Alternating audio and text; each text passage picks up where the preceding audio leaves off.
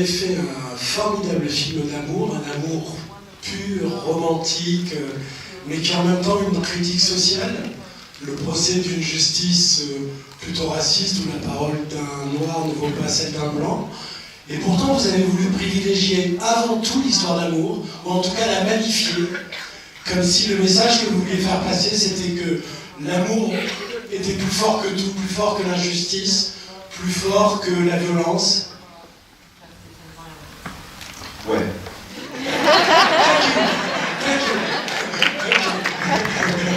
No, in the book by Mr. Baldwin, he's speaking in two voices. You know, there's the voice of James Baldwin that is obsessed with romance, sensuality, and relationships, and the other voice of James Baldwin that's just as obsessed with systemic injustice, American society, and the ways in which that disenfranchises the lives and souls of black folks.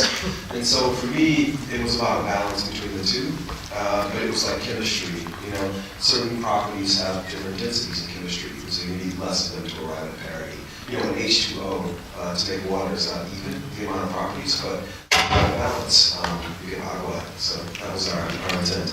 Oui, en effet, puisque M. Baldwin, lui, a deux voix dans son roman. Il y a deux voix, une qui prône l'amour, cet amour magnifique, les relations, ce qui l'intéresse finalement, l'obsession qui est la sienne, c'est celle de l'amour et de la relation qui se tisse entre les êtres. Et puis il y a une autre voix qui est celle qui parle d'injustice sociale et qui parle de toutes les pressions auxquelles sont soumis les Noirs et qui se fait l'avocat de cette cause-là. Et ces deux voix-là, moi, il fallait que je n'en fasse qu'une, il fallait que je trouve la matière qui compose mon film, mais que ce soit en cinéma, en littérature ou en chimie, il y a des corps qui ont une densité autre que les autres, et pour obtenir l'équilibre, pour que la suspension fonctionne, il fallait trouver le poids juste à attribuer à chaque matière. Ouais. Et au niveau de la mise en scène, pareil, il y a une grande élégance, il y a un souci de beauté, vous imposez votre rythme. Yeah, to me this film was about reflecting the nature of James Baldwin's prose, the way he wrote. It's a very evocative thing. It's not about the plot, it's not about the story, it's about how the characters feel as they go through the plot. So it's all about emotion and spirituality. And I think when you're going from literature to cinema, literature is all about the interior voice of characters. So for me to translate that, it was about giving these amazing actors the space to show like the iceberg, all these things beneath the surface in their faces, in their performance. Oui, parce que là aussi, il s'agissait pour moi d'incarner la prose de Baldwin à l'écran, et je n'allais donc pas le faire simplement avec le récit qui était le sien, mais avec toute l'évolution émotionnelle des personnages à travers ce récit, et donc avec les acteurs fabuleux qui m'étaient donnés, il fallait que je puisse laisser leur voix intérieure s'exprimer, puisque finalement c'est ce dont il s'agit en littérature, c'est de l'expression des sens de l'intérieur du personnage, et moi il fallait que je leur laisse l'espace suffisant pour que ce cheminement émotionnel puisse être exprimé. Qu'est-ce qui vous a fait penser que Stéphane et Kiki étaient les interprètes idéaux de vos personnages? So this is Kiki's first feature film ever.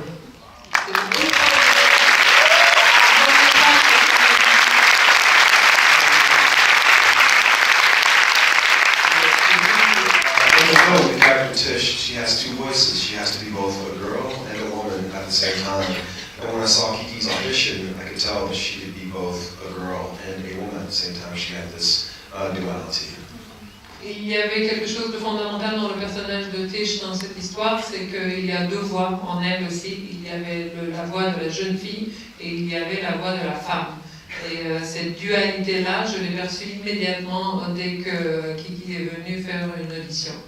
And with Stephan, it was the opposite. He has to have this full life, this vitality, this foundation at the beginning. And over the course of this ordeal, you see that taken away from him. You see this light within him sort of dim, but he somehow retains his dignity all the way until the end. Alors que pour le personnage masculin, il me fallait bien au contraire quelqu'un qui irradie de cette vitalité-là, de cette puissance-là au début du film, et qu'à mesure qu'il est soumis à l'épreuve qui est la sienne, cette fougue s'amenuise sans que pour autant elle lui fasse perdre sa dignité. And then when you read the book works because you believe that Tish and Fonny are soulmates, and I hadn't seen a lot of depictions of young, dark, black people as soulmates, and so when I put the two of them together for the chemistry read, it was very clear that something about them spiritually, emotionally, was connected at the soul, and I thought, these are the two hearts I want to tell the story. Quand vous lisez le roman de Baldwin, vous percevez immédiatement le lien unique qui lie Tish et Fonny, qui est un âme sœur. Ce sont des âmes sœurs, et immédiatement l'image de ces deux êtres s'impose à vous comme l'image d'un couple noir uni tel qu'on l'a très rarement représenté. Et donc il fallait que cette alchimie-là fonctionne entre les deux personnages, les deux acteurs que j'allais choisir. Et quand je les ai vus ensemble, j'ai vu que ça s'imposait, que ces deux-là pouvaient être faits pour se rencontrer, aller de soi pour moi. They're also both very tall and very fucking attractive. Et ils sont très grands et très talentueux. Paul Thomas Anderson a dit qu'il était jaloux du gros plan que vous avez fait d'eux.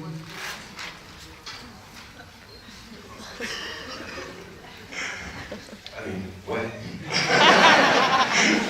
No, I think literature is very interior. It's a very active experience. When you read a book, you hear everything, you smell everything, everything is within you.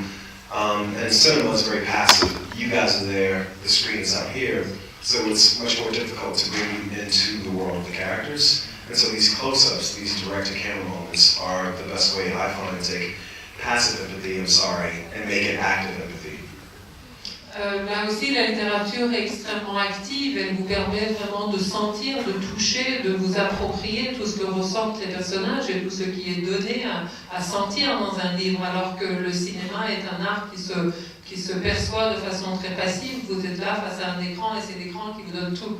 Donc le seul moyen que j'ai trouvé pour essayer de vous faire participer à l'expérience sensorielle que constitue le film ou le parcours des personnages, c'était de les mettre dans ces plans face caméra et de faire ce très gros plans. Stéphane et Kiki, qu'est-ce qui était le plus difficile à accomplir dans votre travail?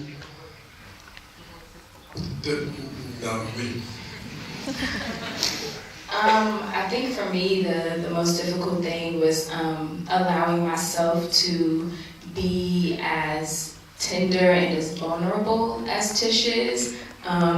I had a view of strength, as being someone who could do a lot of things by themselves, being very independent, and Tish taught me that I was an idiot for moving life that way. And that when you have all these people around you that love you like that, that's the thing to lean into when you are struggling. And it made me realize just, how powerful vulnerability can be and how I hadn't really seen strength for a Black woman portrayed like that in cinema. And so once I was able to tap into it, I realized how important that was. Je crois que ce qui a été le plus difficile pour moi, c'est de me laisser aller à cette douceur et à la vulnérabilité du personnage de Tish. L'image que j'avais moi, c'est que ces femmes noires devaient être des femmes extrêmement combatives, extrêmement indépendantes et qui savent faire face aux épreuves qui sont les siennes. Et en rencontrant Tish, j'ai compris que j'étais absolument idiote de penser ça, que quand vous êtes aimé comme vous l'êtes, quand vous êtes entouré comme elle l'est, vous pouvez aussi vous laisser aller et compter sur l'amour qui vous enveloppe et qui vous entoure, et que ça vous donne une grande force, que ces femmes-là, finalement, vivaient leur vulnérabilité comme une force, et ça a été un apprentissage pour moi. Stéphane? Yeah, I think the difficulty for me stemmed from, this balancing act that my character was doing. I feel like Fonny had to, display this level of vulnerability. He's an artist, so he feels things very, very deeply. He loves very hard, And it was me trying to balance that with strength, with you know, some of those prison scenes where I have to look across and see you know, Kiki's character Tish and have to show strength, you know, despite what these walls have given me in the circumstance that we find ourselves in. And so for me, yeah, I think it was just understanding the full range of emotions that this young man had to go through and that this family had to go through together. You know, and all while trying to be strong in the, you know, in the face of my wife to be and my unborn child. Je pense que pour moi, ce qui a été le plus difficile, ça a été de trouver un équilibre chez ce personnage assez complexe. C'est un personnage qui est un artiste, qui est quelqu'un qui est à fleur de peau, qui est vulnérable. Donc quand il aime intensément. Tout ce qu'il ressent, il le ressent avec ses tripes. Il a cette grande sensibilité, mais en même temps, il a une force dans l'épreuve qu'il traverse. Et à chaque fois qu'il retrouve sa femme ou sa promise à travers cette vitre, il faut qu'il puisse dans ce huis clos-là, dans cet espace fermé où il est enfermé avec elle, arriver à maintenir sa force et à maintenir ce qui les unit malgré tout ce qu'ils traversent ensemble et tout ce que traverse cette famille. Donc trouver comme ça l'étendue de tout ce que traversait ce personnage, de tout ce qu'éprouvait, de tout ce que devait donner à vivre aussi à sa femme, ce personnage a été aussi pour moi un apprentissage. Comment vous définiriez Barry Jenkins comme metteur en scène?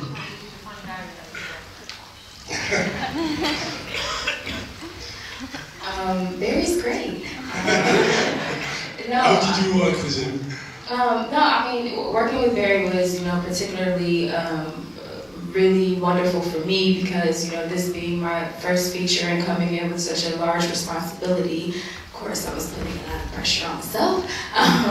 But thankfully, Barry is so patient, which is something that I really had to lean into at times as I was navigating things on the set. And so just working with someone who's that patient and just created an environment where it felt safe to be that open and that vulnerable. Yeah, that was the best part.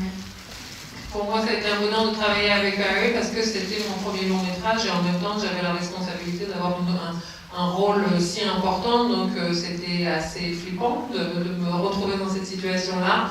Mais le faire sous le regard bienveillant de Barry, qui est quelqu'un d'extrêmement patient, qui crée un espace qui est un espace très, très rassurant, très accueillant, dans lequel vous pouvez précisément vous laisser aller à une vulnérabilité et à une douceur et quelque chose de très agréable.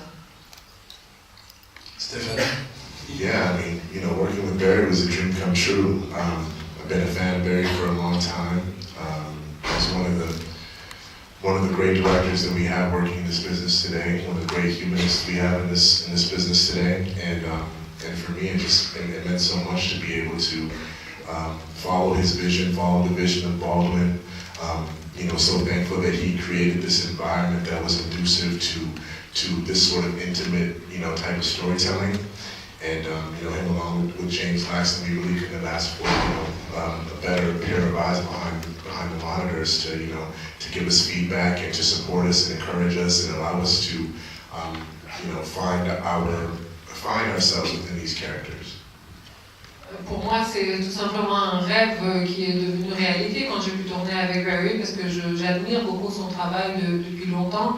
Et là, avoir son accompagnement, c'est un des plus grands réalisateurs et un des plus grands humanistes que nous ayons aujourd'hui dans le cinéma, et pouvoir proposer une interprétation à son regard à lui quand vous êtes sur un plateau et que c'est lui qui vous regarde sur le moniteur, il n'y a pas meilleur accompagnement pour pouvoir suivre sa vision à lui, suivre la vision de Baldwin et permettre une approche tellement intimiste, tellement juste de ces parcours qui sont des parcours que nous avons cherché à incarner. Ça a été aussi un grand privilège.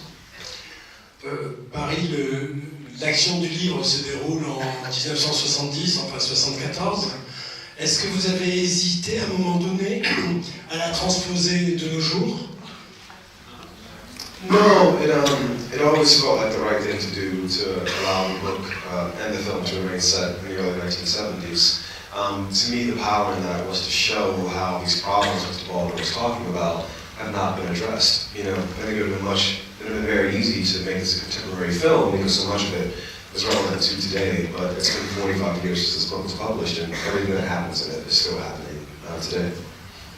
Ça me paraissait d'autant plus pertinent de laisser l'histoire dans son époque première, dans les années 70, que justement tous les méfaits qui y sont décrits et toute la situation qui est pointée est encore valable aujourd'hui. Donc plutôt que de tomber dans la facilité de l'adapter à l'époque contemporaine, il m'a semblé plus juste de montrer ce que lui dénonçait il y a 45 ans est encore vrai aujourd'hui.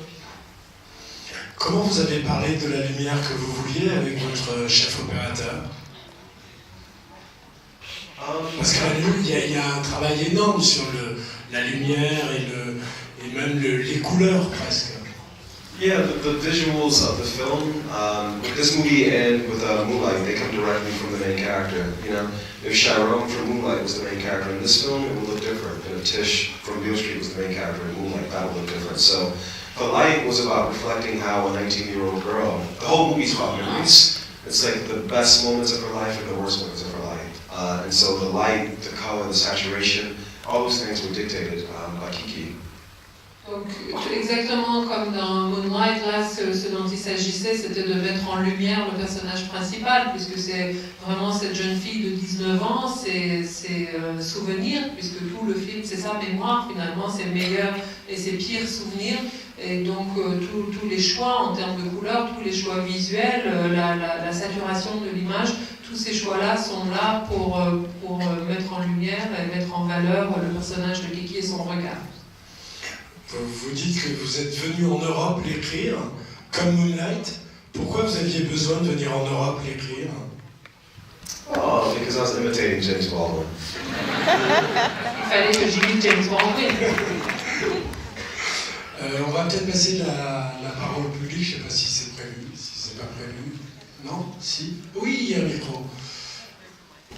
Hi, sorry. I'm going to be confused because I didn't prep the question. But so my first question was about, I have two questions, sorry, was about the idea of romance, how you joined to that. I think like you're coming into, I think, a trilogy, because your first two movies are also romance, and this one is romance, and this is my favorite genre, so I was wondering how did you get into it, what drew you into this genre, telling love stories and going into it in such a radical way, like not fearing the emotions and the vulnerability of your characters. And my second question was about Kiki's outfit, the cape, the white cape, and because I think it's so evocative and beautiful, and I was wondering what did you decide to put into this outfit? Why was it a choice or something like that? Thank you. Donc d'abord le genre du film d'amour en soi, pourquoi est-ce que ce genre dans lequel vous excellez, comment vous y êtes venu et pourquoi vous avez décidé de faire des films d'amour avant tout, et puis le choix des costumes du personnage de Tish, notamment cette cape blanche. Comment vous l'avez choisi? With the romance, I'm always trying to find a way, you know, what is the most universal version of a story form? What's the most universal story form? And I think whether you're black, white, Asian, Latino, gay, straight, asexual, maybe not asexual, but I think, you know, romance, this pursuit of love, the abundance or absence of love is something we can all identify with. And so as a foundation for a story, it is, to me so far, the most concrete way to get anyone, anywhere, to identify with the story that you're telling. So that's why I gravitated towards romance. Ensuite, des histoires d'amour, je continue de chercher encore quelle serait l'histoire la plus universelle, la plus juste, celle dans laquelle tout le monde peut se reconnaître, qu'il soit noir, blanc, gris, hétéro, homo ou je ne sais quoi, qu'on arrive toujours à se reconnaître. Et je crois que la quête de l'amour, la perte de l'amour, l'élan amoureux est quelque chose d'absolument universel, donc je n'ai pas encore trouvé de meilleure fondation pour l'écriture d'une histoire que l'amour.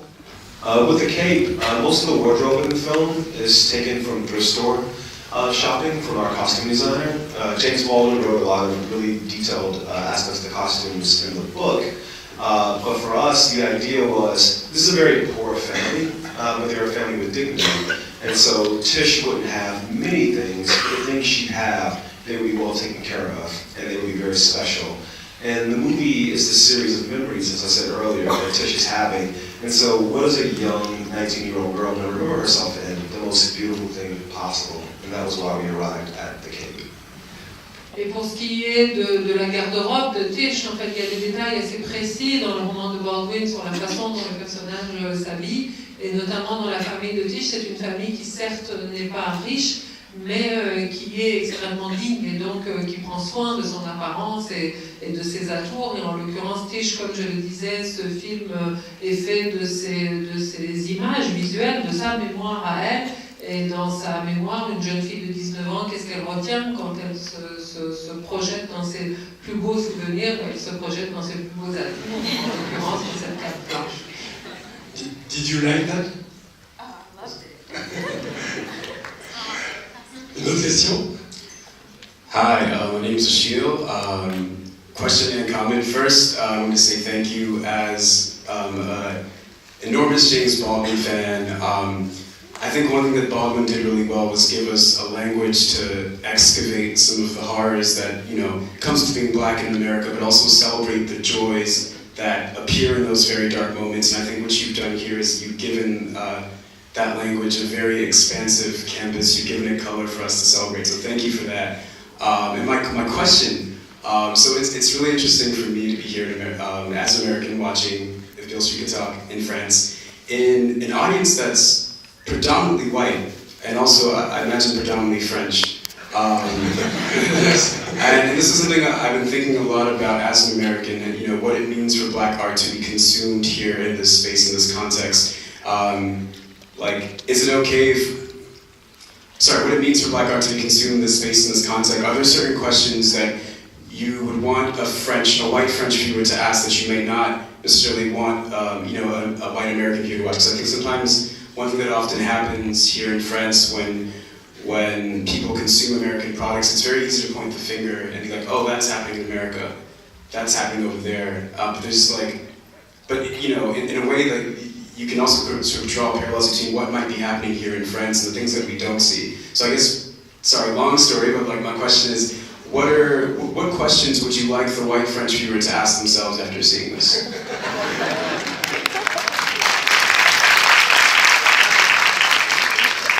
Donc voilà, monsieur est un fan de Baldwin qui a su à la fois mettre en lumière là les souffrances et les joies, et donc merci pour ça. Et puisque vous êtes face à une salle essentiellement blanche et française, est-ce qu'il y a des questions ou des réactions que vous attendez davantage de ceux du public français que du public, par exemple, américain? I mean, first of all, as a stated fan of Claire Denis and Isabelle Huppert, I watch French shit and I go, what the fuck is going on over there? So y'all can watch our shit and go, what the fuck is going on over there? It's all to the good. Please translate it. Je suis un grand fan de Huppert, entre autres, Claire Denis et Huppert, et donc quand je regarde les films qu'elles font, je me dis, mais merde, qu'est-ce qui se passe là-bas? Et donc je trouve absolument normal que vous aussi, en voyant le film, vous vous disiez, mais qu'est-ce qui se passe là-bas? But I would hope that, just like with Moonlight, it's one. Second thing, Moonlight made more money in Europe than it made in the US, so all to the good. Please come and watch my podcast.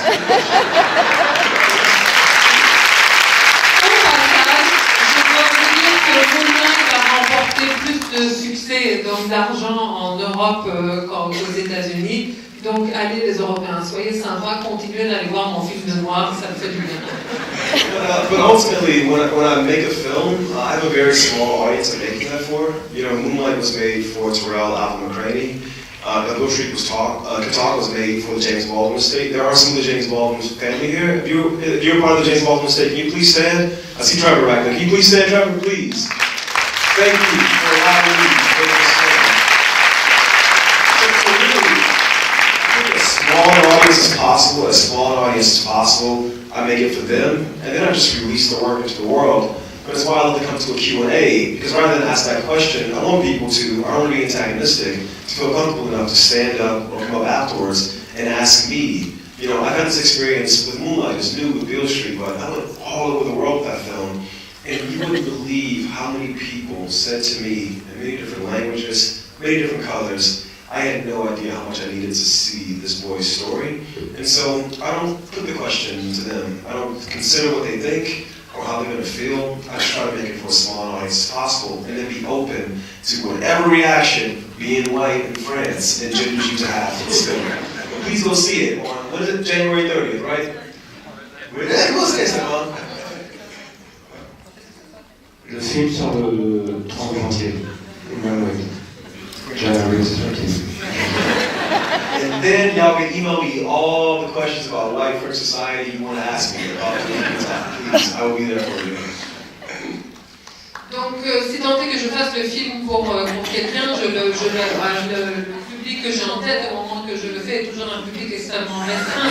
Donc là, je l'ai fait peut-être pour les quelques membres présents de la famille Baldwin, c'est à eux que je pensais, c'est pour eux que je faisais le film, mais une fois que je l'ai fait pour ce public très restreint, je l'ouvre et je le laisse partir et je le destine à tous ceux qui veulent bien venir à sa rencontre. Et donc, ça a été le cas avec Moonlight. Je ne peux pas vous dire le nombre de pays, de coins du monde où j'ai présenté ce film et le nombre de langues et de façons dans lesquelles les gens sont venus à moi pour dire qu'ils se reconnaissaient dans l'histoire de ce petit garçon. Donc heureusement que l'on peut ouvrir le film et qu'on peut le laisser aller à la rencontre de quiconque veuille le voir. Et moi, je suis juste là pour venir face à vous et m'ouvrir aussi à vos réactions, à vos regards et à la façon dont vous avez perçu le film et essayer tant bien que mal de répondre à vos questions. Donc, puisque le film sort le 30 janvier en France, je vous appelle juste à aller le voir et je serai là pour répondre à toutes les questions que vous aurez à poser dessus. Une dernière question encore. Ce sera la dernière. Au premier rang ici. Ah, monsieur, pardon. Bon, il y en aura deux. Hi everyone. Ah, mais il y a des Américains ce soir, c'est pas possible. Wait. I just noticed nobody white in French has asked a question. Une question de France et blanc. I'm sorry to speak English. First of all, thank you for the movie that you made. Personally, Moonlight was very important for me, and it almost changed my life. And I think that if Beale Street could talk, is going to be equally as important for me. And what I love about your filmography is that you depict a lot of parts of the black experience that are also universal to all black people around the world. At least that's my opinion.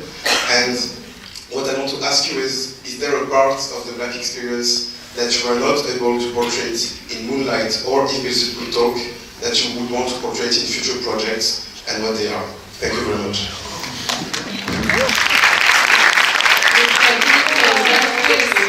L'expérience d'être noir que vous n'avez pas encore pu aborder avec ces deux films que vous voudriez aborder avec d'autres. I have a very small list of things I want to do. Very small. I'm a very modest person.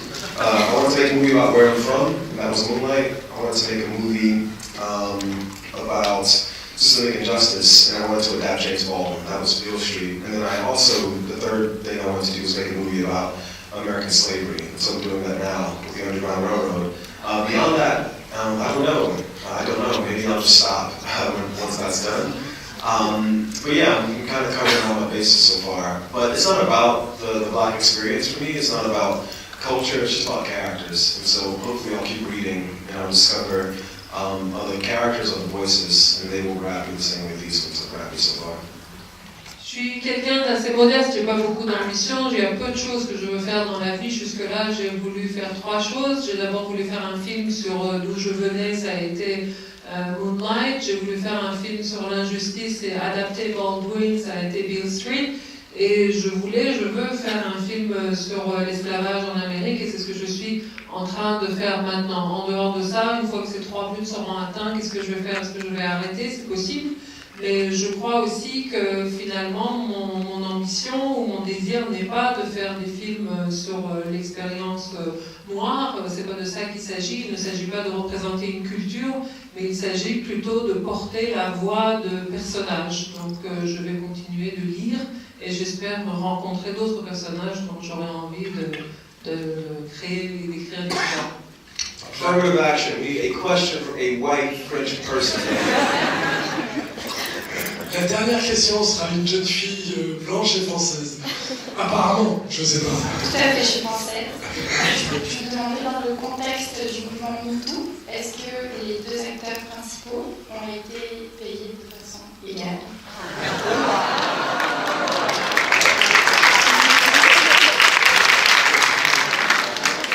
Actually, I know they don't know how much they got paid.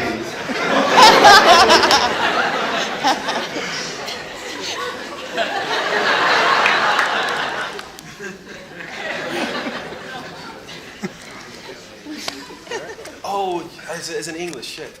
We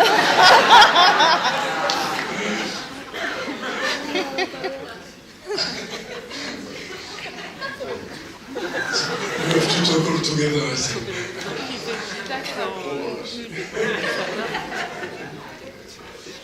Ah si, mais c'était avant. Et là, ça sera la dernière, enfin, on dit ça chaque fois, donc. Thank you. I'm not really white, actually. I'm North African. Pastel.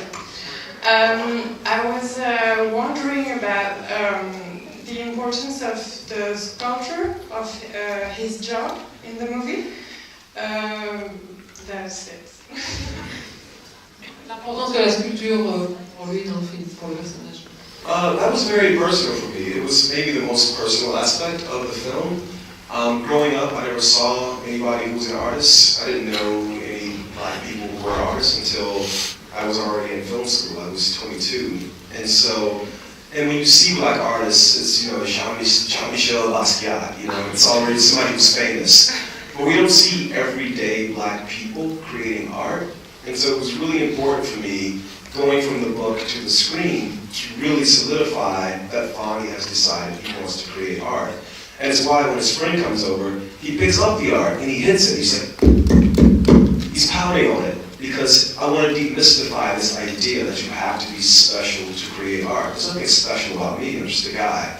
And so it was like the most important thing for me with the character, because I think the movie's a tragedy if you understand what's being lost. And this creation that he's making, near the end, we spend 5 minutes just circling this object, because everything this guy wants in the world is right there in that block of wood. It's very simple, and this very simple thing this racist cop is taken from him. So the art was extremely important to me. As important as the romance, as the love, as the legal, as the cop.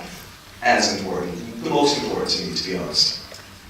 En l'occurrence, c'est pour moi la dimension la plus importante et la plus personnelle du film. Il se trouve que quand j'ai grandi autour de moi, je n'ai jamais vu de l'art, je n'ai jamais vu quelqu'un produire de l'art, je n'ai jamais vu une personne noire créer de l'art. Et ce n'est seulement qu'à l'âge de 22 ans, quand je faisais mes études de cinéma, que j'ai vu ça, des gens qui sont noirs et qui sont dans le monde de l'art et qui produisent de l'art.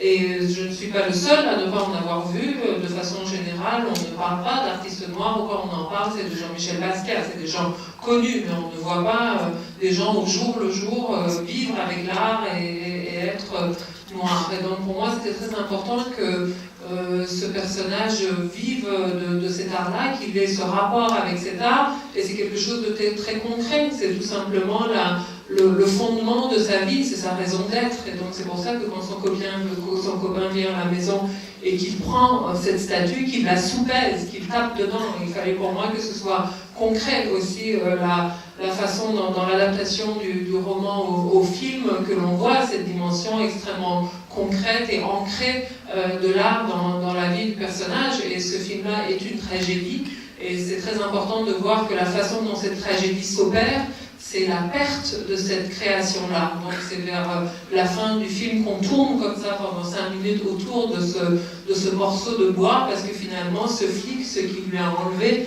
en condamnant cet homme-là, en condamnant sa vie, il lui a retiré tout ce qui se concentrait dans ce bout de bois, qui était ce qui le reliait à la vie. Donc c'est aussi important que l'amour, c'est aussi important que l'injustice qu'il subit, que l'enfant qui naît, son lien à l'art.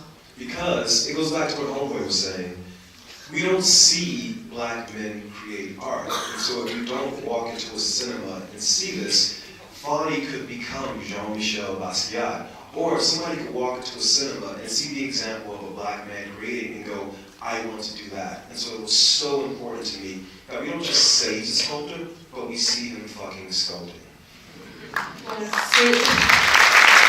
C'est aussi simple que ça.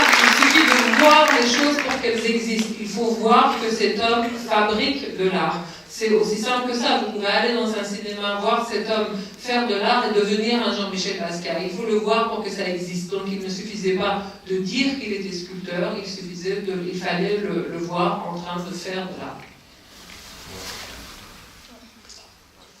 Merci beaucoup, merci d'être venu.